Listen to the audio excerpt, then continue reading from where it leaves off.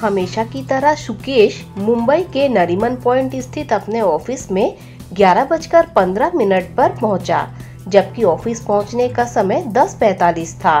रोज देरी से ऑफिस पहुंचने के कारण बॉस सुकेश से नाराज रहते थे, लेकिन सुकेश बॉस के निर्देशों को एक कान से सुनकर दूसरे कान से निकाल देता था। महानगर होने की वजह से यहाँ ऑफिस पहुंचने का समय दूसरे शहरों से अलग था, क्योंकि मुंबई में 10 बजे सभी के लिए ऑफिस पहुंचना संभव नहीं था।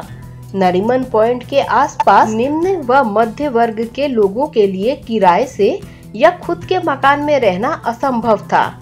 इसीलिए अपनी सैलरी के हिसाब से कोई कर्मचारी विरार रहता था तो कोई खारगर।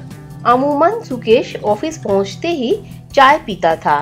उसके डेस्क के सामने ही चाय कॉफी की मशीन लगी हुई थी। वह चाय की चुस्की ले ही रहा था कि तभी HR का मैनेजर डाक रिसीव करने वाले क्लर्क से बोला, विभाग में सुकेश सर कहाँ बैठते हैं, उन्हें चिट्ठी देनी है। सुकेश अपना नाम सुनकर बोला, मैं ही सुकेश हूँ, दे दो चिट्ठी। चिट्ठी पढ़ते ही सुकेश के होश उड़ गए, क्योंकि उसे बैंक की सेवा से बर्खास्त कर दिया गया था और उसकी बर्खास्तगी आज से ही प्रभावी थी। कारण था 5 सालों से वार्षिक गोपनीय रिपोर्ट में लगातार C ग्रेड दिया जाना। बॉस इस हद तक चला जाएगा सुकेश को उम्मीद नहीं थी।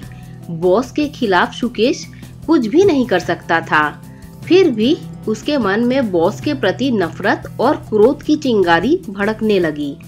सुकेश बॉस पर अपशब्दों की लगातार फायरिंग कर रहा था।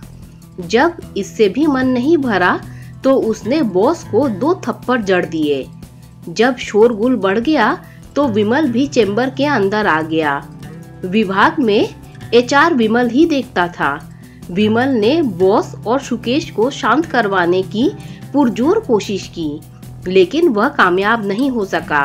सुकेश का चेहरा गुस्से से लाल हो गया था।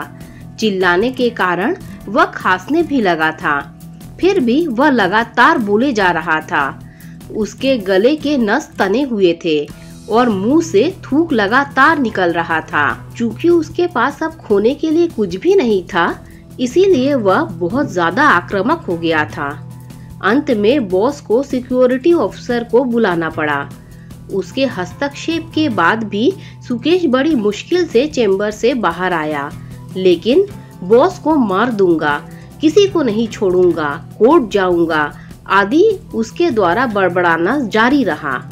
जब ऊर्जा खत्म हो गई और हलक प्यास से सूखने लगा तो हताशा और निराशा की स्थिति में वह अपनी सीट पर बैठकर पानी पीने लगा।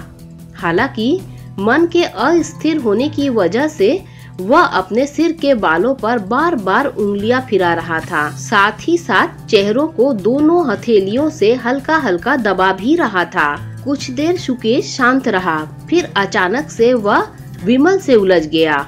विमल शांत रहा, चुपचाप सुकेश का अनर्गल प्रलाप सुनता रहा। जब सुकेश की चिल्लाने की तीव्रता कम हुई तो विमल बोला, भाई तुम अर्थशास्त्री हो, खुद को विद्वान मानते हो और आज कह रहे हो कि तुम्हें यह नियम पता नहीं था। तुम्हारे इस तर्क को कौन मानेगा? किसी को लगातार 5 बार वार्षिक रिपोर्ट में C ग्रेड मिलने पर उसे नौकरी से बर्खास्त कर दिया जाता है। यह तुम्हें अच्छी तरह से पता है।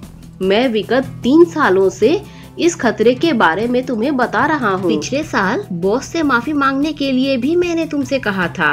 मैंने यह भी कहा था कि बड़ी मछली हमेशा छोटी मछली को खा जाती है, फिर भी तुम अड़ियल टट्टू बने रहे। जब विमल का स्वर तल्ख और तेज हुआ तो सुकेश के जवान पर ताला लग गया। विमल की बातों को सुनने के बाद भी सुकेश का मन और भी अशांत हो गया।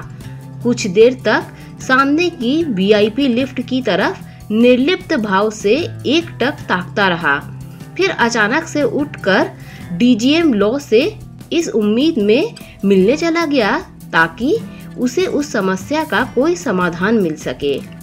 DGM लॉ ने कहा, बैंक में वार्षिक गोपनीय रिपोर्ट की ग्रेडिंग के आधार पर बर्खास्त करने के प्रावधान को 2015 में लागू किया गया था, लेकिन यह अपवाद जैसा है, क्योंकि इसके पहले कभी इस वजह से बैंक की सेवा से किसी को बर्खास्त नहीं किया गया है। क्योंकि इस प्रावधान को अधिकारी संवर्ग की सेवा शर्तों में शामिल किया जा चुका है, इसीलिए अदालत में तुम इस केस को शायद ही जीत पाओगे। डीजीएम लॉ के यहाँ से लौटते समय सुकेश के कदमों में भारीपन को देखते ही विमल समझ गया कि बात नहीं बनी।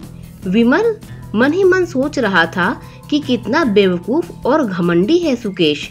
अर्थशास्त्री है, खुद को विद्वान समझता है, पढ़ाई लिखाई विदेश से की है, फिर भी उसकी अक्ल हमेशा घास खाने गई हुई होती है। इतना अकड़ू है कि कभी भी सीधे मुंह बात नहीं करता है। बॉस और सुकेश के बीच मनमुटाव का कारण सिर्फ अहम है, मैं और सिर्फ मैं सुकेश की बर्खास्तगी का मूल कारण है। सुकेश का पिछले 5 सालों से बॉस के साथ खटपट चल रहा था। पहले बॉस का रोज सुकेश से बकझक होता था, लेकिन जैसे ही बॉस को पता चला कि अगर किसी भी कर्मचारी को वार्षिक गोपनीय रिपोर्ट में लगातार 5 सालों तक सी ग्रेड दी जाए तो बैंक उसे सेवा से बर्खास्त कर देता है। बॉस ने सुकेश के साथ बहस करना बंद कर दिया और उसे हर साल सी ग्रेडिंग देना शुरू की।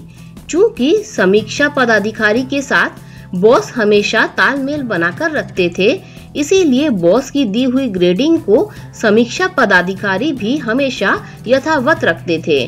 बर्खास्तगी के बाद सुकेश को गृह एवं कार ऋण तत्काल प्रभाव से बंद करना होगा या फिर दूसरी नौकरी करनी होगी, ताकि वह हर महीने घर और कार की किस्त और ब्याज जमा कर सके। अभी वह बैंक द्वारा आवंटित मकान में रहता है, उसे तुरंत खाली करना पड़ेगा। फर्नीचर की कीमत भी उसे बैंक को तुरंत चुकानी होगी। पत्नी हाउसवाइफ है, बेटा भी 3 महीने का है। तुरंत नौकरी मिल जाएगी यह आसान नहीं होगा, क्योंकि निजी और सरकारी नौकरियों की कार्य संस्कृति में जमीन आसमान का अंतर होता है। साथ में अब उस पर बर्खास्तगी का कलंक भी लग चुका है। इंसान जानता है कि इस दुनिया में किसी की कोई औकात नहीं, सभी रंगमंच के पात्र हैं और एक दिन सभी को अपनी भूमिका अदा करके इस दुनिया से रुखसत होना है। कोई यहाँ अमर बनकर नहीं आया है। बावजूद इसके सुकेश ने सिर्फ अपने झूठे दंभ को पोषित करने के चक्कर में अपने परिवार को सड़क पर लेकर आ गया। यह सब सोचते सोचते विमल का मन बोझिल सा हो गया। दोस्तों, अगर आपको ये कहानी अच्छी लगी हो तो लाइक शेयर सब्सक्राइब कीजिए। Thanks for watching this video.